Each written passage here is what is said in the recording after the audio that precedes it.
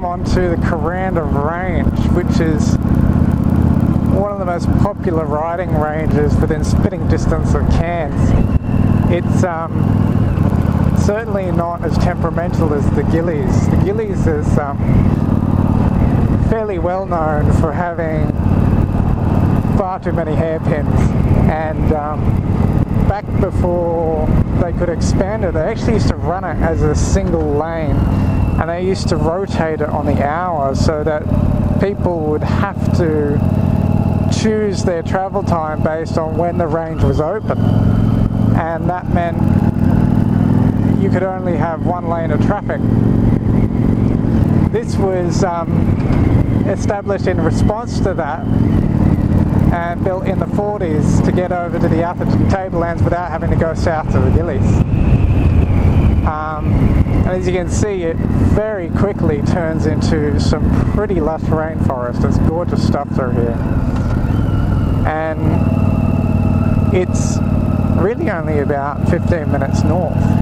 So very accessible, and of course home to Kuranda, which is a very popular tourist spot,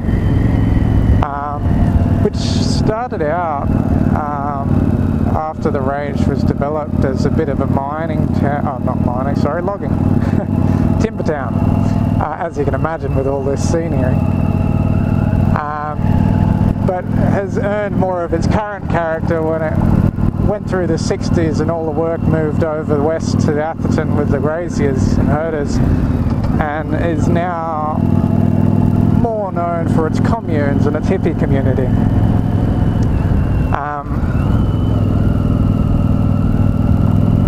You can see there's a few rock falls that are quite common up here, and the ranges do close probably once a year or so after rock falls through the wet. And you do get quite a number of crashes up here. It wouldn't be too surprising. We did have one the other month with a garbage truck overturned, blocked the range, which for a lot of commuters means that the range is completely impassable for up to a day. So you have to then further down and use the Gillies in that instance. There is another range north of here, the pass over Gilanuba, and that one is much higher up, but you can use that if you're going to the Cape. It comes in just before Mossman. But this one's really quite pretty and only about 12 kilometres long. Lovely riding. The forest here is actually quite remarkable for being so close to a fairly major rural centre, and not too exploited. The rainforest itself has a number of curious quirks and inhabitants. There's the Ulysses butterfly is probably its most famous useless butterfly. It's a pretty shimmery blue. See it all over the propaganda and signs around here. The sky rail you can probably see is just overhead, and I didn't think too much of it when I went on myself. It's just a pass through the top of the canopy, but because you're going over the top of it, you don't really get to dig into it quite so much as being right here in the thick.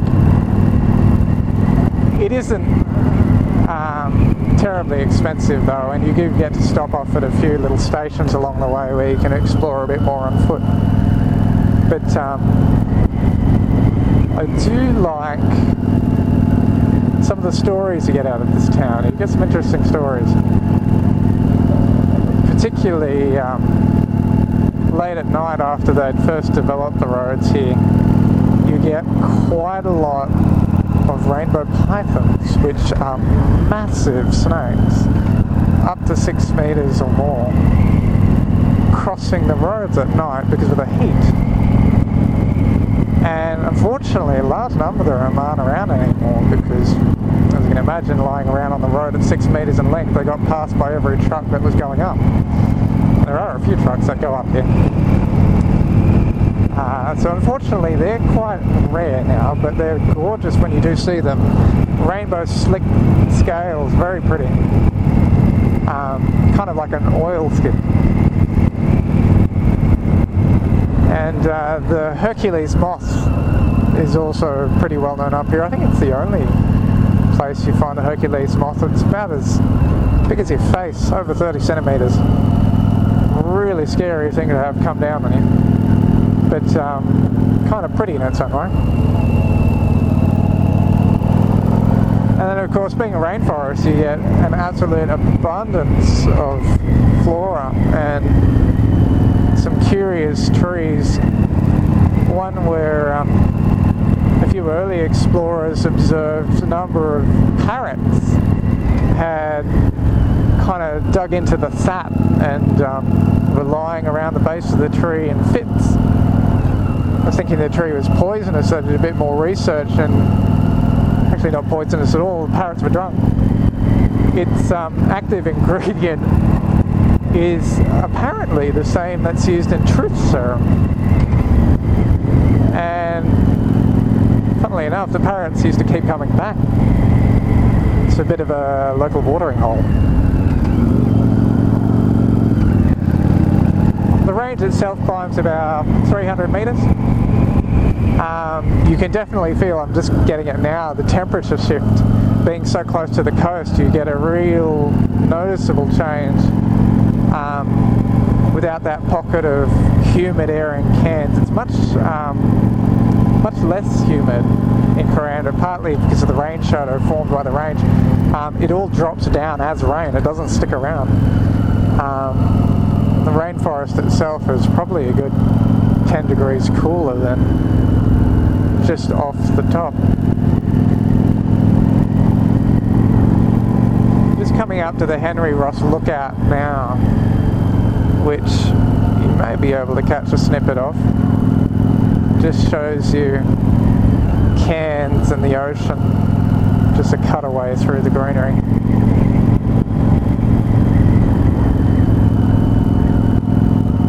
Very pretty terrain, and if you're lucky, not too much traffic at the right time of day. I'm just sitting behind a Mitsubishi now. Here we go, it's opening up and they're turning off. Probably a better one for a sports bike, but you know what, I love it here anyway.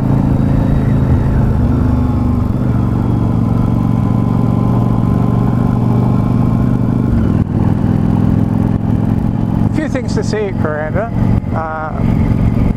The Barron Gorge River and the falls are very pretty. It actually borders along a river which was dammed up for a hydroelectric plant, and you can ride down through Kuranda towards the falls and get a good gander at that. You have to walk on foot though.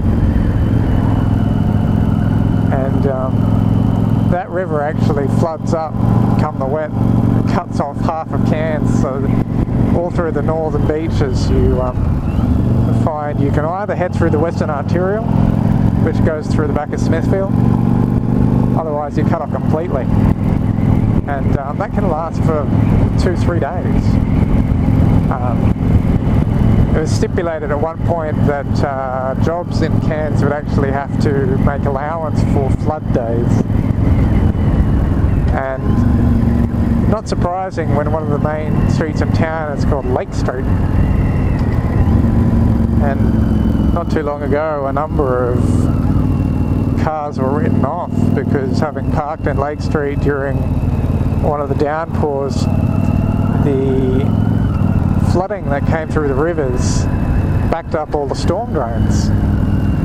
And you're up to a metre or more of water around Lake Street. It really was just a lake in the middle of town. Obviously wrote off quite a lot of vehicles.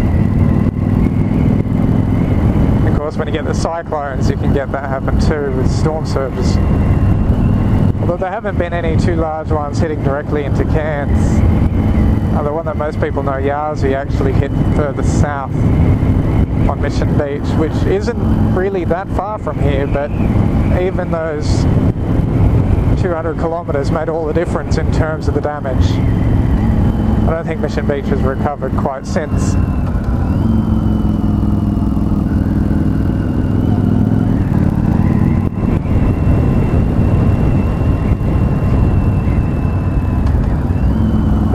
commune set up around here in the 60s. I don't know that they still exist today, but it's always held that reputation. It's a bit of a hippie retreat. And you get some really interesting local artists and performers up here, actually. It used to be the home of an indigenous dance crew that would perform for tourists. You can really see the forest coming in through now. Especially the ferns.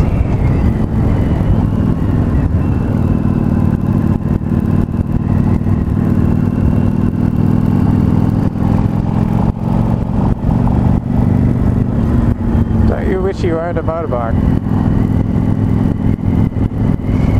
This is interesting. This is some more of the gimmicky stuff. This is Rainforest Station, which is a park set up around, I don't actually understand, I think there are a number of army ducks, and they take you through a mud course, because why not?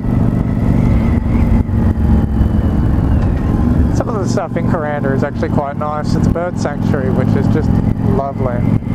The Kuranda Railway, which was developed to support the logging industry, is very pretty and one of the steepest in the world as far as I know.